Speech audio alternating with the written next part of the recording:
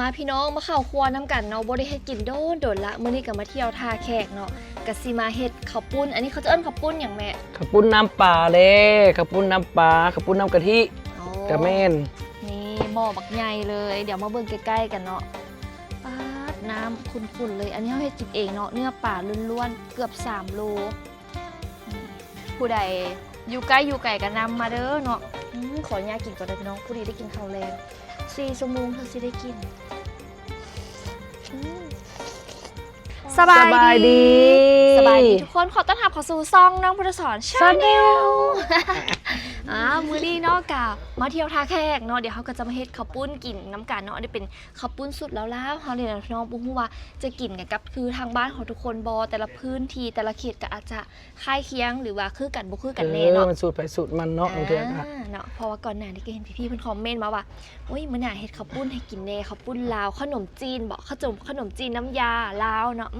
อันนี้บ้านน้องจะเอิ้นเป็นข้าวปุ้นเนาะบ้านทุกคนนี่คันหากว่าอยู่ทางฝั่งไทยเคยไปเพิ่นเอิ้นขนมจีนขนมจีนอันนี้เขาจะเอิ้นข้าวปุ้นเอียงแม่ที่ว่ามีวัตถุดิบแบบนี้นี่อันนี้เขาเอิ้นว่าข้าวปุ้นน้ำกะทิข้าวปุ้นน้ำกะทิข้าวปุ้นน้ำปลาข้าวปุ้นน้ำปลาน้ำกะทิเอิ้นคือกันบอแล้วก็วัตถุดิบมีอย่างแน่เดี๋ยวมาเบิ่งกันเนาะอันดับแรกที่ขาดบ่ได้ก็คือเนื้อปลานิลเนาะแล้วก็จะเป็นมะพร้าวสดมะพร้าวแก่เนาะมะพร้าวแก่มะพร้าวสดจากต้นเลยเดี๋ยวจะมาขูดเฮ็ดน้ำกะทิน้ำกันแล้วก็จะมีหัวสิงไข่ใบขี้หูดเนาะ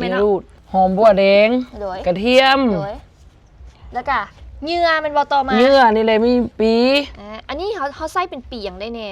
ปีกล้วยทานีปีกล้วยน้ำได้หมดบ่โยคันเซฟคักอีหลีกับคันว่าเลือกได้ก็จะได้ปีกล้วยทานีพุ่นแหละกล้วยทานีแซ่บบ่เคยกินแต่หมากมันเอามาตำเนี่ยมันจะมีความฝาดๆเนาะแล้วก็จะมีผักสลัดหอมรวมแล้วก็มะทั่วกะหล่ำปีถั่วงอกแล้วก็มีบักฮูมีเนื้ออีหยังพะยากิอย่างก็เอามาสามารถมาซอยใส่เฮ็ดมันมุนได้เนาะแม่นบ่ว่าหลายอย่างห่างขั้นตอนนี้นี่ขั้นเฮ็ดกินอีหลีใช้เวลาจักชั่วโมงนี่แม่โอ้ประมาณครึ่งมื้อ3 ชั่วโมงพุ่นแหละนี่เอาเป็นหยังคือโดนแท้เพื่อต้มปูต้มปลาแล้วให้เอามาใจเพื่อเคี่ยวน้ำกะทิอีกเด้อซะเพราะว่าการต้มการตุ๋นมันโดนเนาะแม่นบ่ว่าหลายอย่างห่างผู้ใดสิมากินน้ำกันก็มาซอยกันเด้อมื้อนี้หมวยเล็กสิมาซอยป้านะหมวยเล็กสิมาซอยป้าน้องบ่หมวยเล็กสิหน้าที่หยังมื้อนี้ล้างผักหรือใจปลาดีล้างผักเย่เก่งจังเลยป้าพี่น้องเดี๋ยวเฮาไปเริ่มเฮ็ดกินน้ำกันเลยดีกว่าขั้นตอนแรกก็คือข้างหม้อต้มน้ำเกี่ยมต้มปลาเนาะอันนี้ใช้เวลาโดนแฮงแม่ให้ลูกซอยจังได๋บ่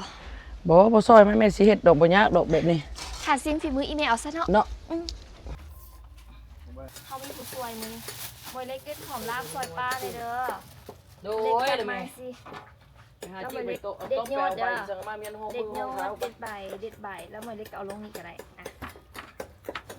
จับมาเท่าละอันเด้อลองมึงดูหมวยเล็กเสร็จเป็นบ่ปีนี้จะปีแล้วก็5ซะเนาะเดือน4ฮอด6 ปีแล้วบ่เดือน4เต็ม6บ่โอ้โดยเลยห้องป .1 ได้ที่ว่าได้สิกดูเฮียนอ่ะเป็นเด็กฝ้าเด็กฝ้าแต่พวกเขาประจำนะครับน้องใส่ลงดูดีติดละเดี๋ยวเทละใบเด้อมาเฮาสิมาขูดมะพร้าวกันเนาะฮับฮ้องว่าแซ่บแน่นอนเนาะใส่กะทิมะพร้าวสดๆขูดเองกับมือเลยเนาะแต่ว่าบ่ฮู้ว่ากะทินี่สิเป็นสีขาวหรือเป็นสีแดงบ่นี่มื้อบ่ได้ขูดโดนแล้วถึกบ่พี่น้องขูดแบบนี้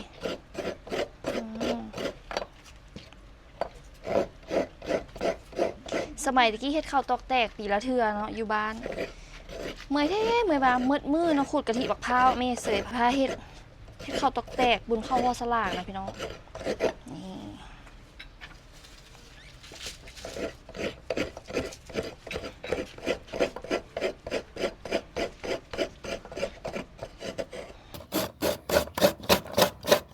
จะได้เป็นเพราะเปรี้ยงๆกันก็ได้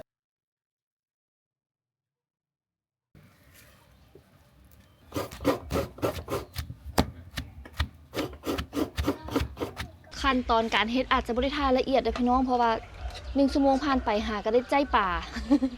หลายขั้นตอนแห้งมันฮ้อนพร้อมแล้วก็แบบ มันมีหลายขั้นตอนล้างพักล้างมีล้างซีล้างซองจนเดี๋ยวเขาสิได้เอามาซอยอีกเนาะอันนั้นก็คือ มื้อนี้ฮ้อนแฮโพด แมนอากาศบ้านทุกคนเป็นอะไรน้องทางนี้แบบร้อนเอาแหง มื้อนี้ฮ้อนแฮที่สุดเลยจะเป็นจักองศาวะ น่าจะ40พูดอะไรไหมเอ้ย จบสมโพน่ะ แม่อันที่ต้มฟัดบบอันนั้นเขาเอิ้นอย่างนะ เจียวน้ำหน้านะอ้อน้ำกะทิ โอ้น้ำกะทิคั้นน้ำกะทิ แล้ แล้ว ว บนนั้นเฮาคั้นออกไปเลยนะเฮาเอาไปใส่กับหัวผักบัวกระเทียม แล้วก็จังไหนต่อบัดนั้นเขาเสียน้ำหนักใส่ ให้มัน บ่ แห้งแล้วก็จนน้ำมันมะพร้าวขึ้นพุ่นแหละแล้วเฮาจะตำน้ำหน้าลงแล้วก็ตำปลาลงไปเคี่ยวอีก ให้มันแห้งให้มันเป็นสีงามเลยอันนั้นเดี๋ยวเขาน้ำหน้าแล้วก็จะเอาลงน้ำหม้อหั่น เธอสิได้กินคือสิแม่นตะเวนตกดินพุ่นละบัดนี้พี่น้องเอ้ย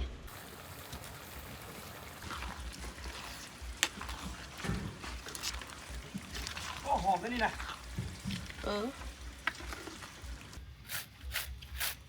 หิวข้าวหรือยังแม่ บอกบ่ได้หิวแล้วบ่ได้กินได้ข้าวเลยนะ เขาหิวข้าวแล้วได้นี่ เจอแล้ว แต่ว่ามื้อนี้จะจักรุเนาะแม่เนาะกินน้ำหอมตัวๆไอ้คือเนาะ บ่กินอยู่กับปุ้นบ่ได้กินข้าว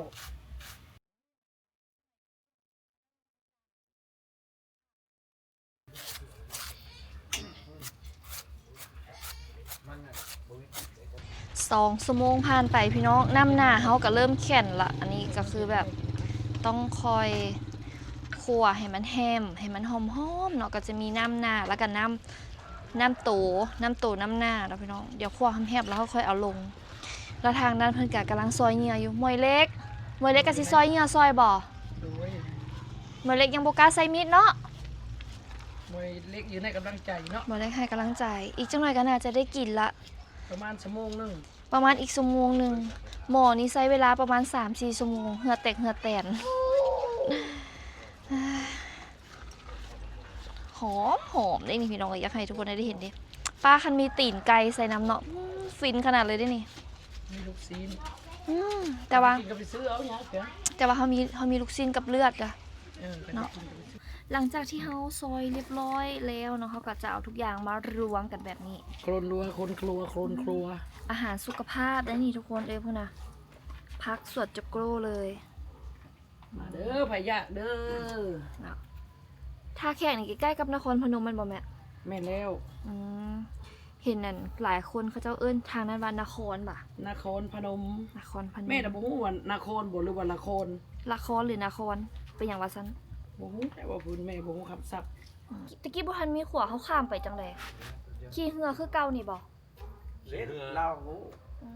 ขี่เรืออยู่ท่าด่านโพเนี่ยเพิ่นตลาดเก่าเพิ่นด่านขี่เรือน้อยเนี่ยเพิ่นด่านประเภทนี้ ด้านด่านประเพณีซุมื้อนี้มีมันบ่ ยังมีอยู่ผู้มือเนี่ยเพิ่นด่านประเภทนี้เพิ่นยังใช้อยู่แต่ว่าหัวหันก็เขาด่านทุกคนว่ามันจะพา ตอนนี้กันเรียบร้อยแล้วเนาะพี่น้องข้าวปุ้นนี่หม้อบักใหญ่เลยเดี๋ยวมาเบิ่งใกล้ๆกันเนาะปาดน้ำขุ่นๆเลยอันนี้เฮาเฮ็ดกินเองเนาะเนื้อป่าล้วนๆเกือบ3 โล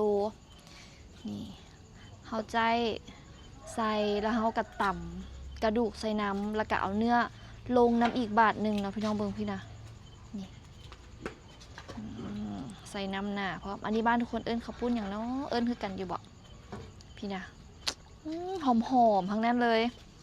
นี่ทางเบ้าอุ้ยแต่ฮ้อนทางเบ้าน้ำลายแตกน้ำเนาะมาเดี๋ยวเฮาสิมาหย่ำข้าวปุ้นกินกันก่อนเนาะอันดับแรกเขาต้องใส่ข้าวปุ้นก่อนเนาะใส่ด้ามหัวนี่ก็พอแล้วเฮาบ่กินหลายเฮากินแต่ตอนทางด้านหลังก็กำลังจีบักเพชรนะพี่น้องนี่แล้วก็ใส่เหงื่อลงไปแบบนี้เลยกินผักหลายๆนี่มะนำนาอันนี้นี่โบอิลีเขาก็บ่ค่อยได้กินได้เพราะว่าเมนูนี้เขาเจ้ามาเฮ็ดตามงานบุญงานดอกเนาะเฮ็ดเลี้ยงแขกเลี้ยงคนหลายๆนะพี่น้องเนาะนี่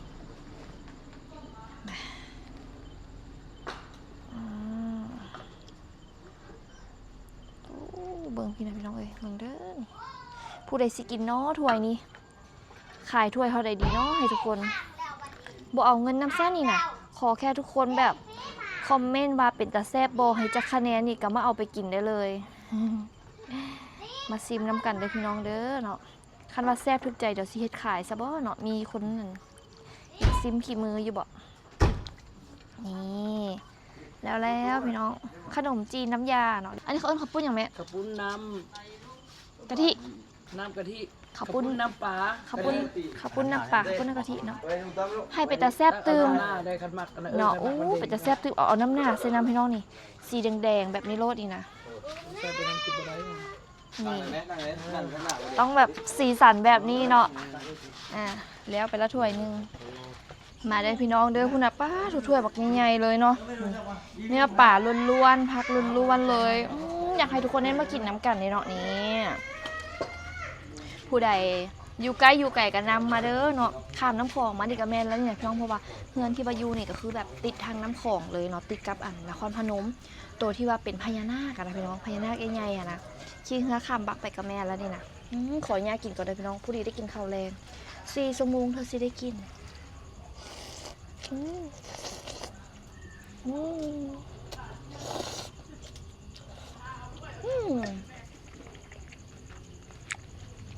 มาเริ่มมาตักเอาเลย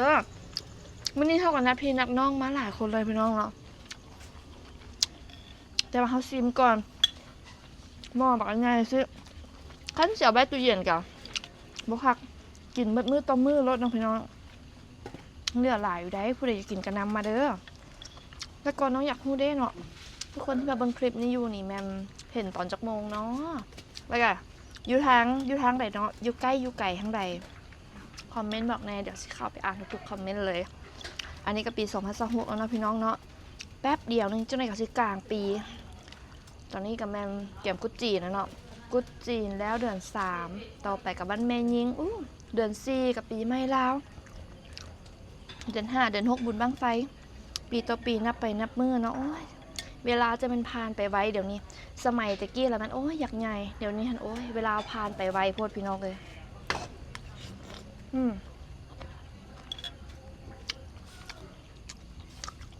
อากาศอยู่นี่ก็ฮ้อนตอนสวยนี่ฮ้อนแฮมเลยถ้ามากคนก็ฮ้อนอยู่บอกช่วงนี้อยู่ลาวเขาเลยกับแบบบอนท่องเที่ยวก็หลายได้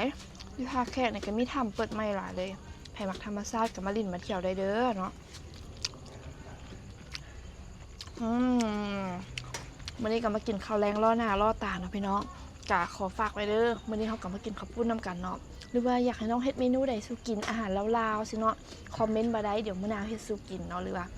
ไผเมนูอาหารไทยหรือว่าอาหารตัวไหนอยากแนะนำกับคอมเมนต์มาได้เดี๋ยวสิเข้าไปไล่อ่านวันนี้ก็ต้องขอบคุณขอบใจสุภูสุคนที่หลายที่เข้ามาติดตามรับชมเด้อสิได้ขอตัวไปก่อนสบายดีบ๊ายบาย